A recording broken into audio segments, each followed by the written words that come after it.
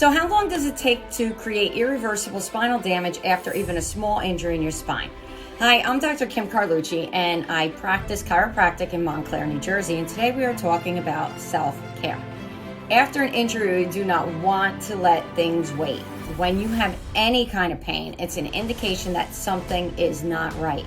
The medical doctor will usually prescribe a mild anti-inflammatory and tell you to return in 2 weeks if you're not better. Well, I'm here to tell you that that's not a good idea. The nervous system remodels after the peripheral nervous system starts to shout at it long enough saying, I'm in pain, I'm in pain. Well, at that point, the central nervous system will cause a change in reflex patterns that will be permanent. You must be fairly aggressive in the first 2 weeks of an injury to restore function and motion to the area of discomfort. Of course, this is not including bone fractures or surgical procedures or anything of that sort.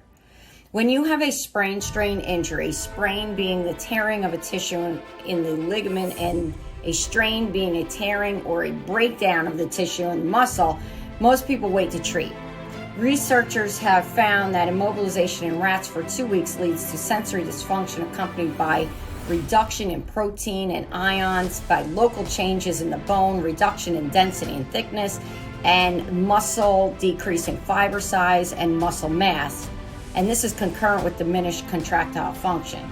Studies have shown that immobilization of an area of a vertebrae due to any kind of trauma or immobilization of any sort for a time period of 6 to 8 weeks will cause irreversible growth of bone spurs and cartilage breakdown, which is arthritis.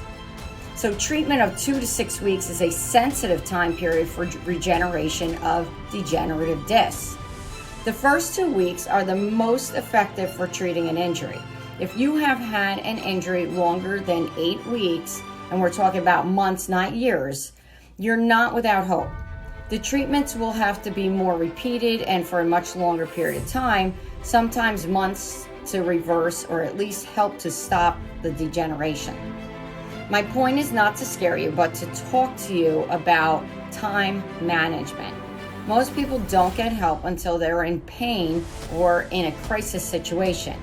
You'll spend far less time at the chiropractor if you nip it in the bud within the first couple of weeks of an injury rather than wait until you're in crisis and have to spend 2 to 3 times a week for a couple of years in treatment. So please don't neglect your health. I hope this information is helpful. And I'm Dr. Kim Carlucci, and as always, chiropractic brings out the best in me. Let it bring out the best in you.